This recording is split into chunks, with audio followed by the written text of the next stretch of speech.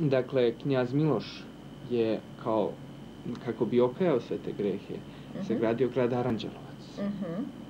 Isto tako, 1893. godine, kralj Aleksandar Obrenović je posjetio crkvu u Topoli, gdje je tada bio sahranjen Karađorđe, položio je venac na njegov grob sa rečima da polaže ovaj venac Srbinu koji je prvi podigao srpski narod na ustanak. I dakle, on je želeo da se pomiri sa Karađorđevićem. A još nešto da kažem, knjaz Miloš, kada se vratio 1859. godine u Beograd, on je novčano izdržavao Karađorđeve sestre. Jer knjaz Aleksandar Karađorđević, koji je bio sin Karađorđa, nije želeo dakle, da izdržava sestre od svog oca, zato što je mislio da i one mogu, verovatno, nekako pretendovati na presto. Međutim, ne trebamo toliko ni govoriti o Karađorđevićima, jer ne želim da ispadne kako mi sada želimo da vređamo i omalovažavamo Karađorđeviće. Mi želimo da govorimo o dinastiji Obrenović, koja je učinila mnogo za Srbiju, kao što rekao i železnica i vojska. Doktore, vi ste nam ovako zaduženi za oni deo priče koji tek nismo mogli pročitati u istorijskim udžbenicima. Nego samo se mogao čuti od dobrih starih baka i deda koji su pamtili. Ja bih voljela ono najinteresantnije. Ajmo da krenemo od Miloša Obrenovića, Miloša Velikog ili Kodže Miloša. Šta tu ima interesantno kada je on u pitanju? Tu ima vrlo mnogo.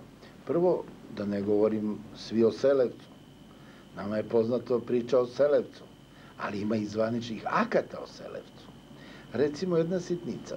U svoje vreme knjaz Miloš, Miloš Veliki, Kodža Miloš, je strogo kažnjavao preljubodejanija. Ali sam se nije toga držao.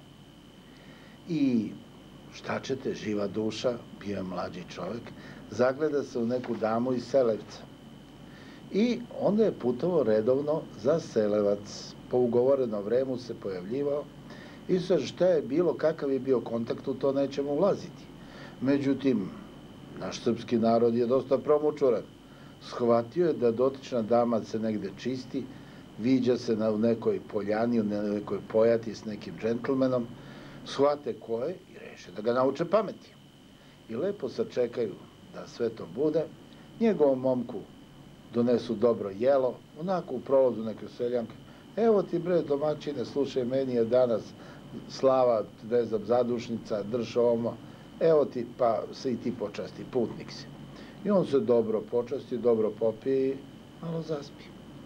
Na to njega skleptaju vežu i ulete u dotičnu pojatu i zateknu in flagranti, znači da ne kažem srpski ružan izraz. Dobro, mislim da su vas razumeli gledaoci. Uvate jadnog Kodžu Miloša. I onda počne egzekucija, dakle počinju batine. On je vikao, ja sam gospodar Kodža Miloš. Ma kaki naš Kodža Miloš proganja kurvare, a ti si kurvar. Udri ga, udri ga, udri ga. I tako je prošao u tom Selevcu, da je posle negde oko 3,5 meseca morao da leži i u kolima je bio vraćan. Mislim, sva sreća što je preživao, sreća za Srbiju. A inače bi bila velika nesreća da je otišao. Ali je preživao nekako. I od tog doba u srpskom narodu kaže se kad neko počinje da se bavi nekim ljubavnim poslima, pazi da ti ovo ne izađe na Selevac. A to je dakle... To je Selevac. Međutim, idemo dalje. To je bila njegova prva vladavina. Bio je mlad, potentan, što je radio gluposti. Pa i danas mnogi mladi ljudi rade gluposti, a ja sam u 70 kusuru godina pitam, a šta će njima to? Meni, verujte, u 70 i nešto godina, to više ne pada na pamet. Tako je, kad je Kodža Miloš došao u doba svoje druge vlasti i smestio se, postoji jedan akt, i ja ga imam, iz njegove kancelarije, gde iz Selevca, u šta spada Selevac, ne znam, mislim da je Smederevo ili Požarevac, stiže akt o popu Milunu. Zvaničan akt. Pop Milun ostaje udovac. Da se ženi nije smeo. I onda šta je radio? vitlo levo, desno i salečivo časno i pošteno ženskinje dobrih i poštenih domaćina. I onda, tad je bio uvačen da beži preko plota i da je pola svoje mantije ostavio na plotu. Tad je uvačen da radi to i to. Kad se seljacima smučilo, ja sad mogu da te citiram i originalno, oni ga uvatiše i popa ka vepra uštrojiše. I sad se pitaju šta da rade s popom. Knjaz Miloš vrlo pametnim odgovara. Kaže, s obzirom da se radi o Selevcu i o popu Milom u Selevcu, želeći da se pokažemo da smo blagorodniji od njih, mi Selevčanima opraštamo. Nek su živi i zdravi i nek žive. Mislim, to što su popa Miluna lišili njegove muškosti. A što se popa tiče, on je sad neopasan za ženskinje. Prema tome nek sedi i dalje, nek čati svoje. No, upravo ste me podsjetili na taj opet segment Miloševog života, a to je priča o njegovoj supruzi, po meni, jednom sjajnom liku iz naše istorije, priča o Kneginji Ljubici. Kneginja Ljubica. Ne znam zbog čega. O knjazu Milošu se još i dosta čuje. Ali o Kneginji Ljubice se ništa ne čuje. Međutim, Kneginja Ljubica je bila oličenje jedne srpske domaćice iz onog doba.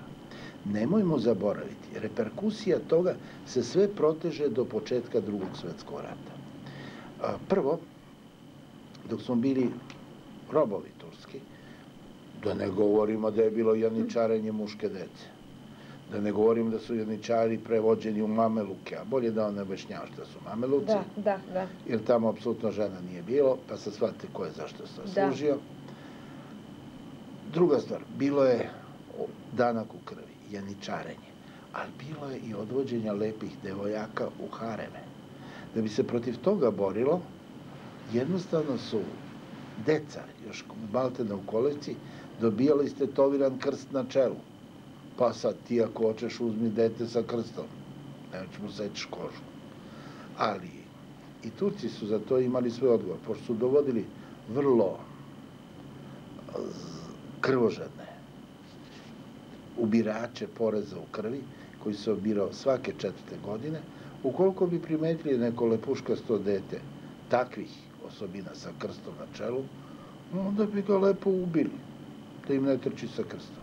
Bilo i toga kao protiv otrova. Ali jedna stvar je bila, Turci su bili age koji su držali određena sela dole. Ne u planinu, u planinama ih nikad nije bilo, nego dole, po dolinama gde su putevi. I tamo je vladao jus prima noctes. Znači, niko nije smeo da se oženi, dok god Turči ne bi bio prvi taj koji se turski aga. Osim toga, po zakonu, Raja je bila dužna da svakog Turčina koji prolazi nahrani, da mu da krevet da spava i ne prazan nego pun krevet. Znači, dotiče svoju ženu da privede. A napolje, za to vreme, bi domaćin morao da voda turske opanke. Šta znači vodanje? To je kad se zamori konj, njega ne smete odmah ostaviti, onako zagrijanog od kaskanja, jer će da se preladi i da se razboli. Nego ste ga morali polako šetati gore dole po avliji, da se on polako smiri i oladi. Navodno su i opanci od puta zagrejali, pa se morale i opanke šetati. Znači, stvoren je jedan užasan otpor kod Raje, a taj otpor je zahvaćivao pogotovo žene. Jer u to doba nije se ni znalo, niti se razumevalo o nekom frigiditetu, orgazmu i takim mudrim pričama kojima danas sve naše novine obiluju. To se nije ni znalo. A seksualni nagon i snošaj je služio samo za produženje porodice, za produženje dece, ništa više. U takvoj jednoj situaciji kod žena se stvara jedan veliki inat.